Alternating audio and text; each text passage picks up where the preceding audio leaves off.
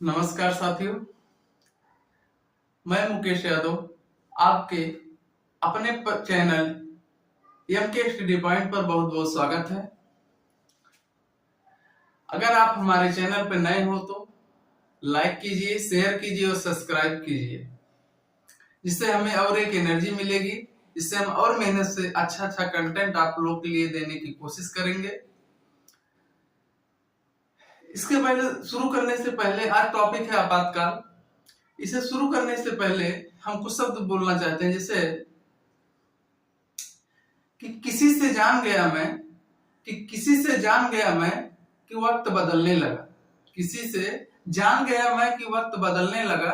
थक कर जब मैं बैठा छांव में तो पेड़ भी चलने लगा। दे रहा था सहारा जब मैं हुजूम में था। जब मैं गिरा तो सब रास्ता बदलने लगे।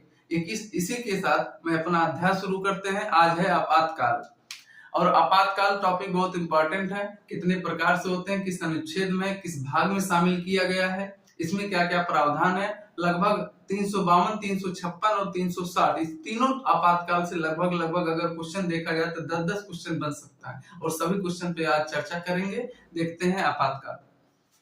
तो आपातकाल है आपातकाल। इसका पहले एक बार संवैधानिक प्रावधान देख लेते हैं आपातकाल का। तो आपातकाल का संवैधानिक प्रावधान देखें तो देखते हैं आपातकाल लगने का आधार क्या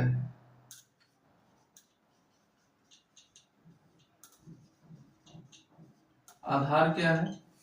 उसके बाद किस अनुच्छेद में शामिल किया गया है, इसका भाग देख लेते हैं, फिर अनुच्छेद देख लेते हैं, फिर स्रोत देख लेते हैं, इसे कहां से ग्रहण किया गया है। स्रोत में दो बातें देखेंगे। पहला बात क्या है कि आपात व्यवस्था या आपात उपबंध। आपात व्यवस्था या इसी के आपात उपबंध कह सकते हैं। आपात उपबंध। दूसरा है आपातकाल के समय मूल अधिकार पर पड़ने वाला प्रभाव। आपातकाल के समय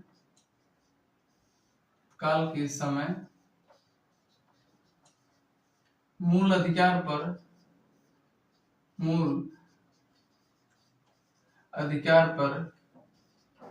पड़ने वाला प्रभाव।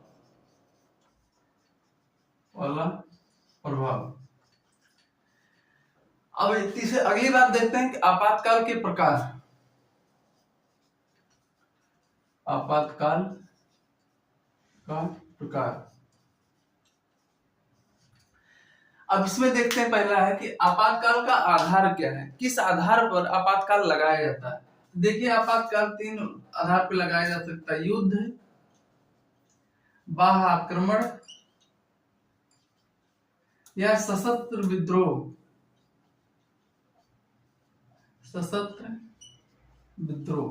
भाग इसे 18 में शामिल किया गया है। अनुच्छेद 352 से 360 अनुच्छेद में सम्मिलित है। आपात व्यवस्था या आपात उपबंध, इसको कहां से ग्रहण किया गया है, तो इसे जो है भारत शासन अधिनियम 1935 से लिया गया है। भारत शासन अधिनियम 1935 से लिया गया है। उसके बाद अगर दूसरा स्रोत देखें तो आपातकाल के समय मूल अधिकार पर पड़ने वाला प्रभाव, इसको हम जर्मनी से लिए। अगर देखें आपातकाल कितने प्रकार का होता है, तो आपातकाल देखते हैं 3 प्रकार का होता है। वो 3 प्रकार से कौन कौन से हैं? पहला है राष्ट्रीय आपातकाल। राष्ट्रीय आपातकाल। दूसरा देखें अगर तो राष्ट्रपति शासन।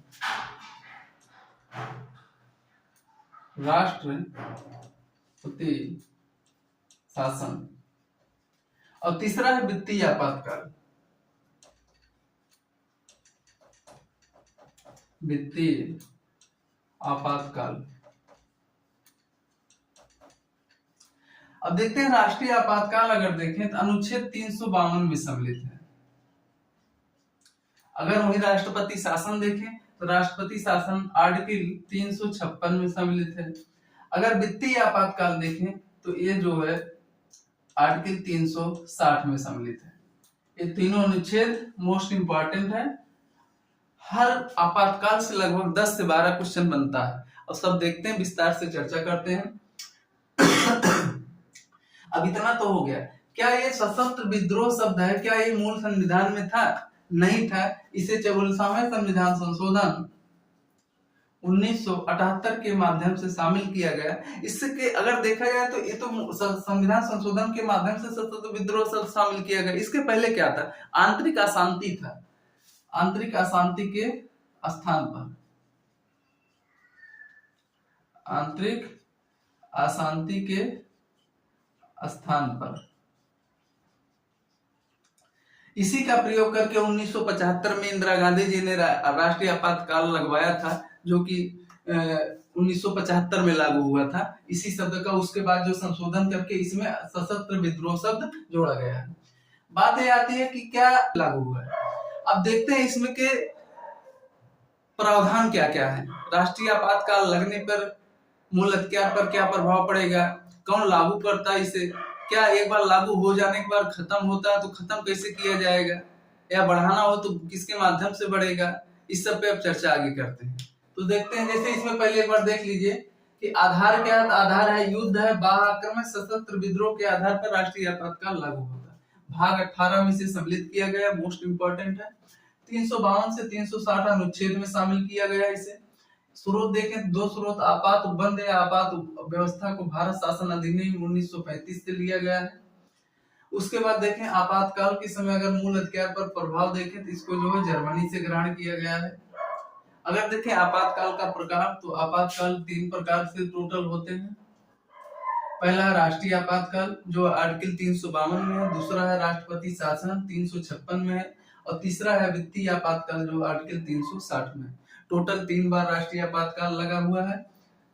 कब कब 1961 में भारत चीन युद्ध हुआ, उस समय जो राष्ट्रीय आपातकाल लगा। दूसरा है 1971 में भारत पाकिस्तान युद्ध हुआ, जिसमें लगा हुआ था। 1975 में इंदिरा गांधी के समय जो है आंतरिक अशांति के आधार पर राष्ट्रीय आपातकाल लागू हुआ था। अब इसके अंदर के प्रावधान देखते हैं, क्या क्या प्रावधान इसमें शामिल है।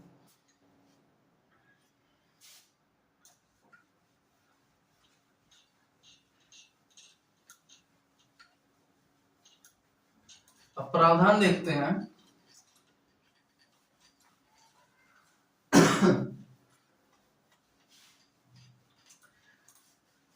ये बहुत इंपॉर्टेंट टॉपिक है, इसको अच्छे से रिवीजन करिए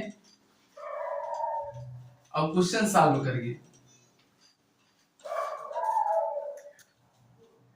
देखिए अगर इसका आधार देखें कि आधार क्या है,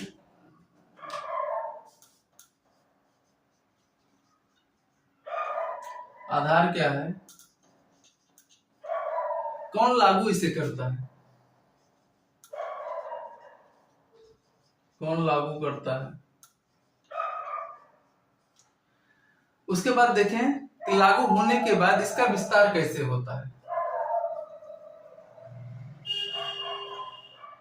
आपातकाल लगने के बाद केंद्र राज्य के बीच संबंध कैसा होता है, केंद्र राज्य के बीच संबंध। उसके बाद है कि आपातकाल लगने के बाद इसे समाप्त कैसे किया जाता है, कैसे समाप्त किया जाता है, समाप्त किया जाता है। आपातकाल लगने के बाद मूल अधिकार पर क्या प्रभाव पड़ेगा, मूल अधिकार पर क्या प्रभाव पड़ेगा। और अब तक कितनी बार आपातकाल लागू हुआ है, कितनी बार लागू हुआ है। ठीक, इतने टॉपिक पर चर्चा करनी है। अब एक एक करके देखते हैं। जैसे देखें कि आधार क्या है, तो आधार हमने अभी बताया कि युद्ध, बाह्य आक्रमण और सशस्त्र विद्रोह पे इस पे लगाया जाता है। युद्ध, बाह्य आक्रमण और सशस्त्र विद्रोह, ये तीनों के आधार पर जो है आपातकाल भारत में लागू किया जाता है। लागू कौन करता है?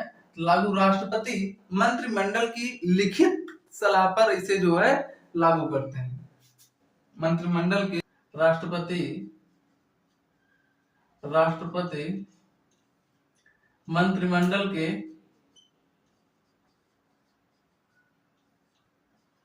लिखित सिफारिश पर इसे लागू करते हैं। लिखित सिफारिश पर बात आता है कि लागू होने के बाद इसका विस्तार कैसे होता है। तो एक माह संसद करना चाहते हैं तो संसद द्वारा एक माह के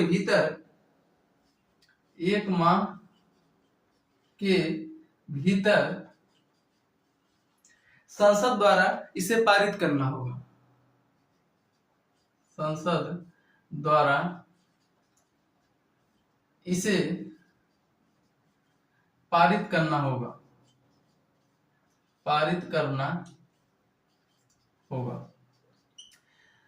अगले टॉपिक आता है कि केंद्र लागू होने के बाद केंद्र राज्य के बीच संबंध कैसा स्थापित होगा।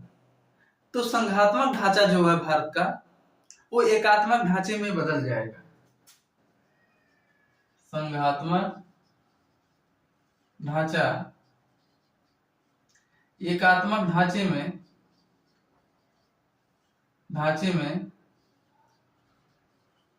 बदल जाएगा। पहली बात है। दूसरी बात है, संसद राज्य सूची के विषय पर कानून बनाने के लिए अधिकृत हो जाएगी। संसद राज्य सूची के विषय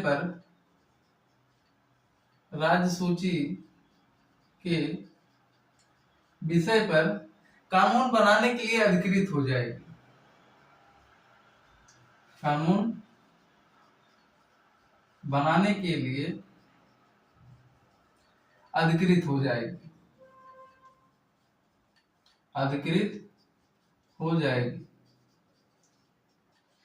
अगर अगली बात देखते हैं, क्या राष्ट्रपति भी राज्य सूची के विषय पर आपातकाल लगने के बाद कुछ कर सकते हैं? तो जी हाँ, बिल्कुल कर सकते हैं। राष्ट्रपति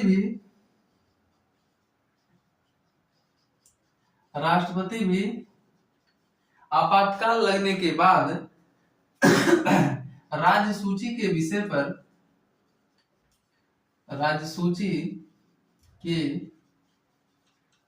पर अध्यादेश जारी कर सकते हैं। ये बात हमने इसका चर्चा कल भी किया था और आज फिर रिपीटेड हो रहा है कि राष्ट्रपति राज्य सूची के विषय पर अध्यादेश जारी कर सकते हैं।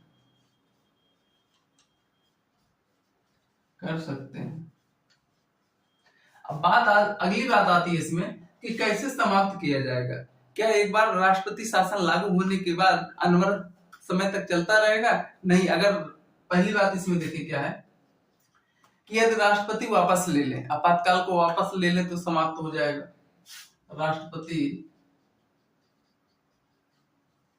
आपातकाल को वापस ले लें। दूसरी बात अगर इसमें देखें कि संसद द्वारा इसे अनुमोदित ना किया जाए। 6 माह बीत जाने के बाद, अगर इसमें दूसरी बात देखें तो 6 माह बीत जाने के बाद, 6 माह बीत जाने के बाद संसद इसे अनुमोदित ना करे, संसद इसे अनुमोदित ना करे, अनुमोदित ना करे, तब भी जो है राष्ट्रीय आपातकाल खत्म हो जाएगा।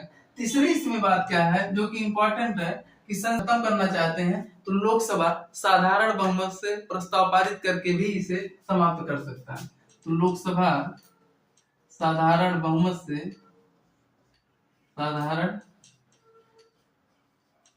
से प्रस्ताव पारित करके भी इसे आपातकाल को भी समाप्त कर सकते हैं। क्या है कि लोकसभा साधारण बहुमत से भी प्रस्ताव पारित करके आपातकाल को खत्म करवा सकते हैं। अब बात सबसे इंपॉर्टेंट आती है कि क्या आपातकाल लागू होने के बाद मूल अधिकार पर क्या क्या प्रभाव पड़ता है। तो देखते हैं कि आपातकाल लगने के बाद पहली बात अनुच्छेद 19 स्वतः समाप्त हो जाएगा,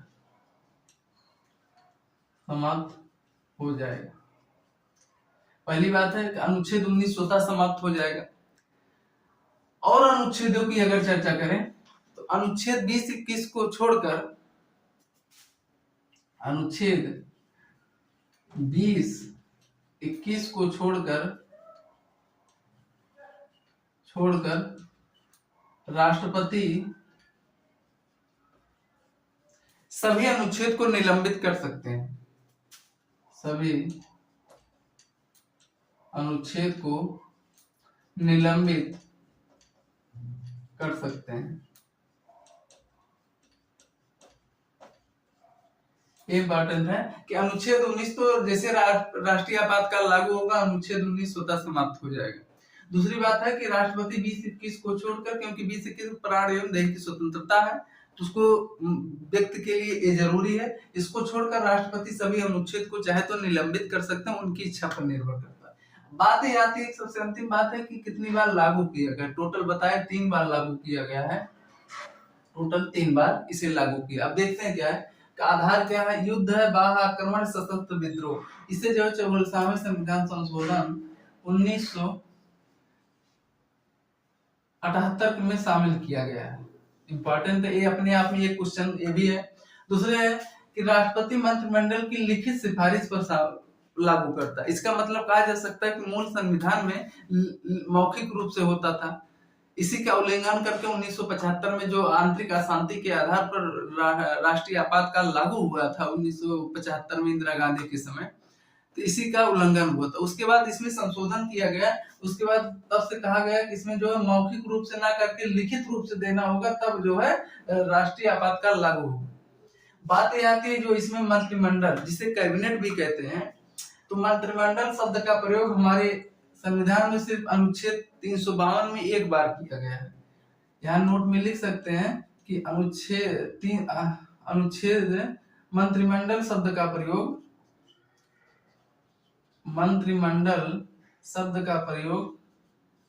संविधान में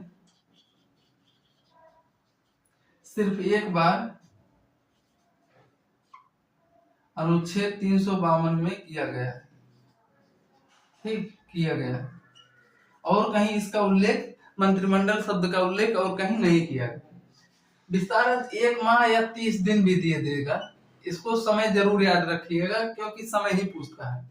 इसका विस्तार अगर करना चाहते हैं तो 1 माह या 30 दिन के भीतर संसद प्रस्ताव पारित करके इसे जो है और बढ़ा सकती है।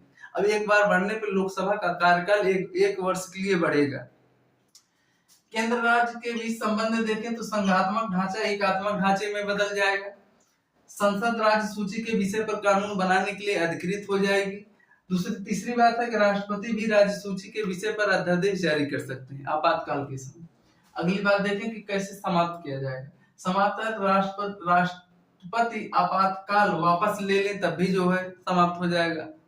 दूसरी बात है 6 माह की बीत जाने के बाद संसद इसे दोबारा अनुमोदित अगर नहीं करती है तो फिर भी राष्ट्रीय आपातकाल जो है समाप्त माना जाएगा। तीसरी है कि लोकसभा साधारण बहुमत से प्रस्ताव पारित करे तब भी जो समाप्त माना जाएगा। ये भी मूल संविधान में नहीं था, इसे भी 42वें संविधान संशोधन 1976 के माध्यम से इसमें शामिल किया गया। बात आती है कि लागू कितनी बार हुआ, लागू जो 3 बार किया गया है। कब कब? 1962 में, 1971 में, 1975 में 3 बार लागू किया गया। 1962 में, 1971 में, 1975 में इसे 3 बार लागू किया गया। ठीक, अब आगे देखते हैं कि राष्ट्रपति शासन क्या होता है, किस अनुच्छेद में शामिल किया गया, कौन इसे लागू करता है और कब लागू किया जाता है, इसको देखते हैं। इसमें जो आगे थोड़ा बताएं, इसमें 61 लिख गया है, वो गलती हो गया। उसमें जो 1962 है, 1971, 1975 3 बार जो राष्ट्रीय आपातकाल लागू हुआ था। अब देखते हैं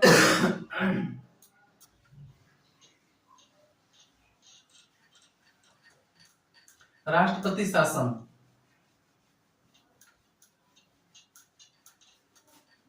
कैसे लागू होता है और कब इसे लागू किया जाता है और कौन लागू करता है।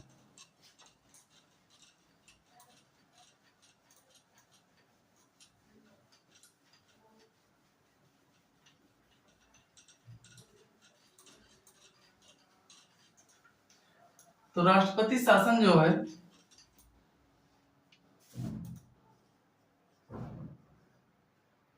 राष्ट्रपति शासन, देखते हैं इसे क्या राष्ट्रपति शासन मूल संविधान में शामिल किया गया है। हमारे संविधान में राष्ट्रपति शासन शब्द का प्रयोग किया गया है, तो हमारे संविधान में राष्ट्रपति शासन शब्द का प्रयोग नहीं किया गया है, बल्कि इसके स्थान पर संवैधानिक तंत्र की विफलता शब्द का प्रयोग किया गया है इसके स्थान पर। तो देखते हैं कि इसका आधार क्या है।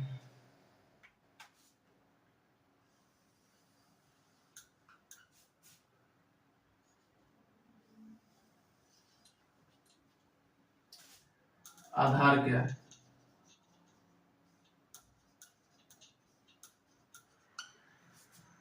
कौन लागू करता है?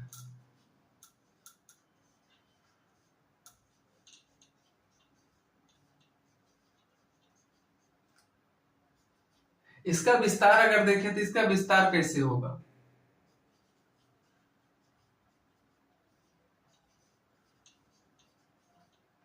कैसे होगा? अधिकतम कितने वर्षों तक जो है राष्ट्रपति शासन लागू हो सकता है?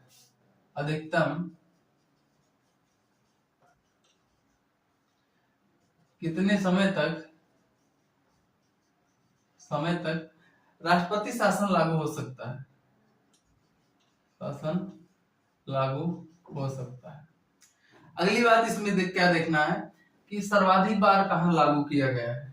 सर्वाधिक बार राष्ट्रपति शासन कहां लागू किया गया। उसके बाद देखते हैं कि इसका जो है प्रभाव क्या होगा।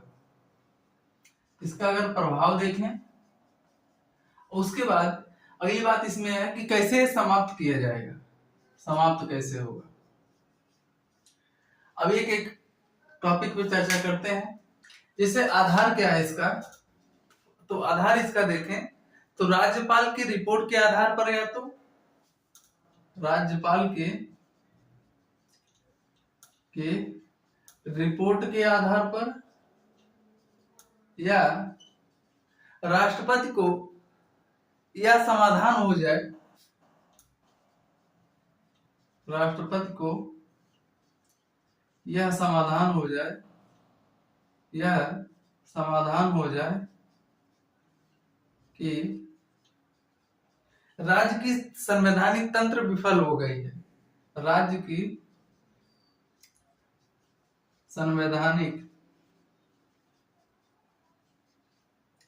तंत्र विफल हो गई है, विफल हो गई। अगली बात है कौन लागू करेगा। तो देखिए यहाँ कंफ्यूजन वाली बात है कि राष्ट्रीय आपातकाल अगर देखें तो राष्ट्रपति मंत्रिमंडल की लिखित सिफारिश पर लागू करते हैं, जबकि राष्ट्रपति शासन जो है, राष्ट्रपति जो है मंत्रिपरिषद की मौखिक सलाह पर लागू होती है। मंत्रिपरिषद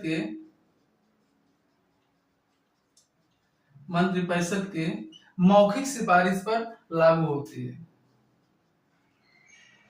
मौखिक सिफारिश पर सिफारिश पर। इसका विस्तार क्या होगा? इसका विस्तार संसद 2 माह के बाद साधारण बहुमत से अगर पारित कर दे, संसद 2 माह बाद साधारण बहुमत से प्रस्ताव पारित करके, साधारण बहुमत से प्रस्ताव पारित करके इसका विस्तार कर सकती है, प्रस्ताव पारित करके। अगर राष्ट्रपति शासन का विस्तार करना चाहते हैं, संसद 2 माह में साधारण बहुमत से प्रस्ताव पारित करके जो है बढ़ा सकते हैं। अधिकतम कितने साल के लिए लागू हो सकता है? तो 3 साल के लिए। राष्ट्रपति शासन अधिकतम 3 साल के लिए लागू हो सकता है। इंपॉर्टेंट है, पूछता है। उसके बाद देखें सर्वाधिक बार कहाँ लागू किया गया, तो सबसे ज्यादा बार जो है मणिपुर में लागू हुआ है, लगभग 12 बार। दूसरे नंबर पर उत्तर प्रदेश है। प्रभाव क्या होगा? अगर देखते हैं कि अगर राष्ट्रपति शासन लागू हो गया है तो राज्य में क्या प्रभाव पड़ेगा, तो राज्य में प्रभाव अगर देखें तो इसका 2 प्रभाव पड़ेगा। पहला अगर प्रभाव देखें तो संघात्मक ढांचा एकात्मक ढांचे में बदल जाएगा, संघात्मक ढांचा एकात्मक ढांचे में बदल जाएगा, ढांचे में बदल जाएगा, बदल जाएगा। दूसरा अगर प्रभाव देखें, क्या मूल अधिकार पर भी कोई प्रभाव पड़ेगा? तो मूल राष्ट्रपति शासन लागू होने पर मूल अधिकार पर कोई प्रभाव नहीं पड़ेगा, मूल अधिकार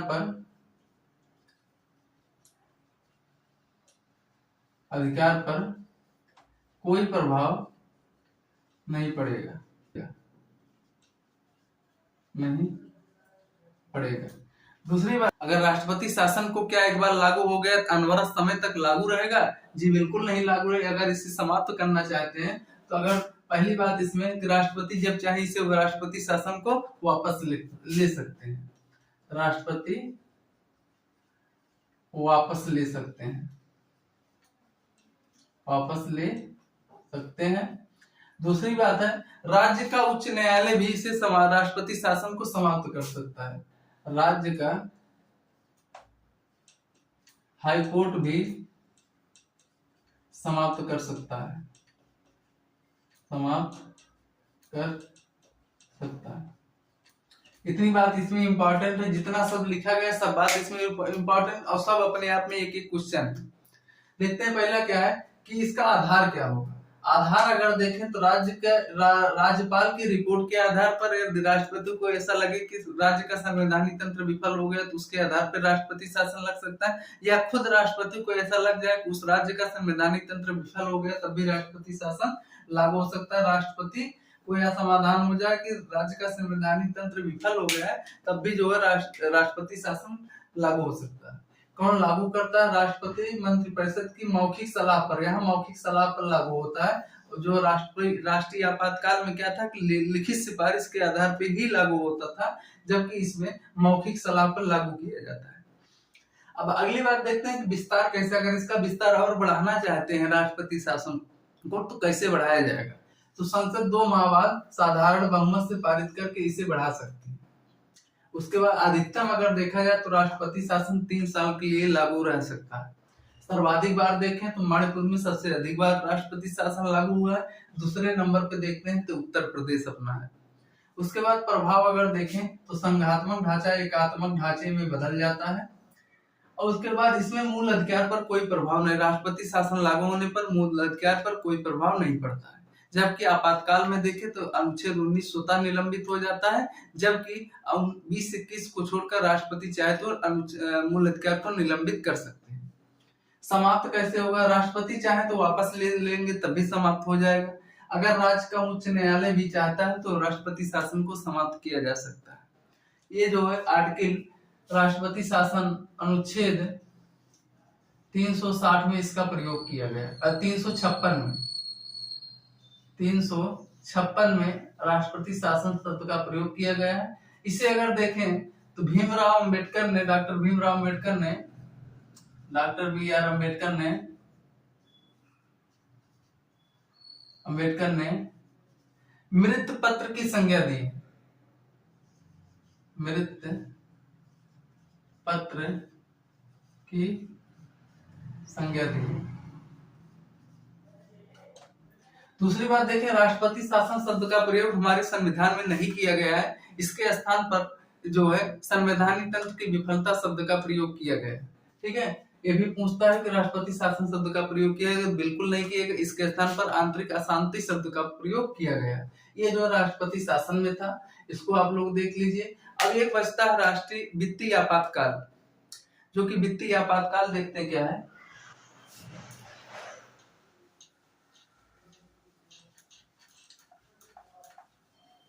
वित्तीय आपातकाल अनुच्छेद 360 में इसका प्रयोग किया गया है। और अनुच्छेद 358 359 जब मूल अधिकार बताया जा रहा था, तो उस बीच उसको 58 और 59 358 359 बताया गया है। अब बच रहा है एक अनुच्छेद वित्तीय आपातकाल, जो कि आर्टिकल 360 में इसका प्रयोग किया गया है। वित्तीय आपातकाल, वित्तीय आपातकाल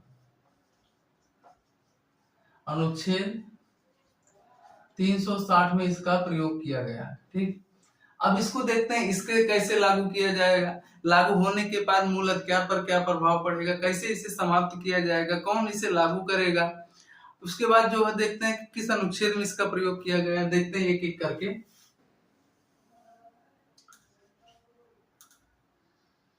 आधार क्या है, क्या है, उसके बाद कौन इसे लागू करेगा, कौन लागू करेगा। उसके बाद इसमें देखते हैं होगा, इसका प्रभाव भी देख लेते हैं। इसमें भी प्रभाव 2 है। उसके बाद बच रहा कैसे समाप्त होगा, और अब तक कितनी बार लागू हुआ है, अब तक कितनी बार लागू हुआ है। ठीक, एक एक करके देखते हैं। अस्थायित्व या क्रेडिट साख संकट में हो,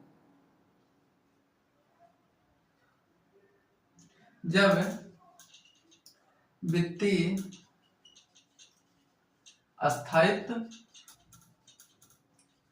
या साख क्रेडिट खतरे में हो। ठीक, कौन लागू करेगा, तो जैसे राष्ट्रपति शासन लागू होता है कि राष्ट्रपति मंत्रिपरिषद की मौखिक सिफारिश पर इसे लागू किया जाता है। अगर इसका विस्तार करना चाहते हैं, वित्तीय आपातकाल को विस्तार करना चाहते हैं, जैसे राष्ट्रपति शासन को विस्तार किया जाएगा, सेम वैसे ही इसमें भी किया जाएगा कि संसद 2 माह में साधारण बहुमत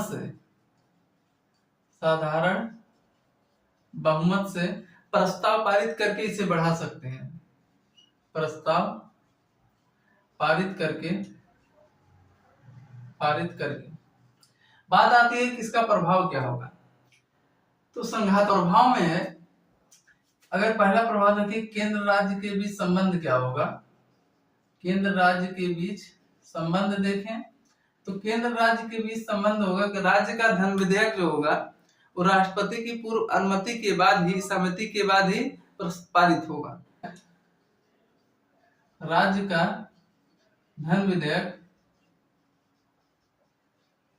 राष्ट्रपति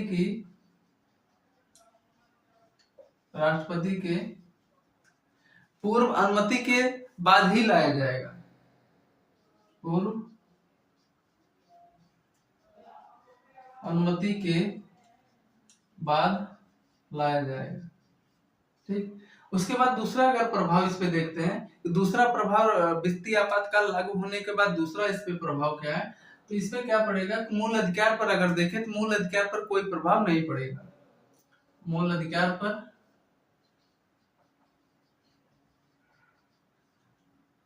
पर कोई प्रभाव नहीं पड़ेगा। इस पे जो है मूल होगा, समाप्त होगा। जैसे जो है देखते हैं तो राष्ट्रपति चाहे तो वापस ले ले, राष्ट्रपति वापस अगर ले लेते हैं तब भी वित्तीय आपातकाल समाप्त हो जाएगा।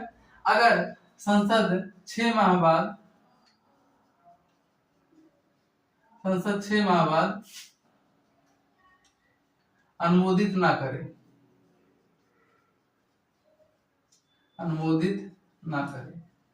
पहला क्या है कि राष्ट्रपति अगर वापस ले लेते हैं तब भी वित्तीय तो आपातकाल समाप्त हो जाएगा। अगर 6 माह बाद संसद दोबारा अनुमोदित नहीं करती है तो भी यह समाप्त माना जाएगा। सबसे लास्ट बात इसमें क्या है कि अब तक कितनी बार वित्तीय आपातकाल भारत में लागू हुआ है, एक भी बार नहीं लागू हुआ है। अब इसको एक बार फिर से देख लेते हैं क्या क्या है कि देखिए वित्तीय आपातकाल आर्टिकल 360 में इसका प्रयोग किया गया है। आधार क्या होगा, जब वित्तीय अस्थायित्व या साख क्रेडिट खतरे में हो तब जो राष्ट्रपति से लागू करते हैं। कौन लागू करेगा? राष्ट्रपति मंत्रिपरिषद की मौखिक सलाह पर जो सिफारिश पर ही इसे लागू किया जाता है वित्तीय आपातकाल। विस्तार अगर इसका करना चाहते हैं, संसद 2 माह में साधारण बहुमत से प्रस्ताव पारित करके इसका विस्तार कर सकती है। अगर प्रभाव में देखें केंद्र राज्य के बीच संबंध कैसा स्थापित होगा, तो राज्य का जो धन विधेयक होगा राष्ट्रपति की पूर्व अनुमति के बाद ही लाया जाएगा। मूल अधिकार पर कोई प्रभाव इस पे नहीं पड़ेगा। समाप्त कैसे होगा? राष्ट्रपति अगर चाहे तो वापस ले ले तो भी समाप्त हो जाएगा। 6 बाद अगर दोबारा संसद नहीं इसे अनुमोदित करती तब भी यह समाप्त हो जाएगा। अब तक कितनी बार लागू हुआ है? तो वित्तीय आपातकाल भारत में एक बार भी नहीं लागू हुआ है। अगर राष्ट्रीय आपातकाल देखें 3 बार लागू हुआ है, 1962 में, 1971 में, 1975 में। जबकि राष्ट्रपति शासन सर्वाधिक बार जो मणिपुर में लागू हुआ है और सेकंड नंबर पर उत्तर प्रदेश में अधिकतम 3 साल तक लागू हो सकता है। जबकि वित्तीय आपातकाल भारत में एक बार भी नहीं लागू हुआ है। इसका जो तीनों आपातकाल इंपॉर्टेंट था, 352, 356, 360 ये समाप्त हुआ। 358 और 59 जो जब मूल अधिकार बताया जा रहा था तो उस बीच 358 और 359 पे चर्चा हुआ था। इस प्रकार जो आपका जो है राष्ट्रपति समाप्त होता, अब कल से उपराष्ट्रपति शुरू होगा और इसका रिवीजन करते रहिए। अब हम कोशिश खुद ही करेंगे कि जितना पढ़ाया गया इस पे जो है क्वेश्चन सॉल्व कराने के लिए 2-1 दिन में उसकी भी शुरुआत करेंगे।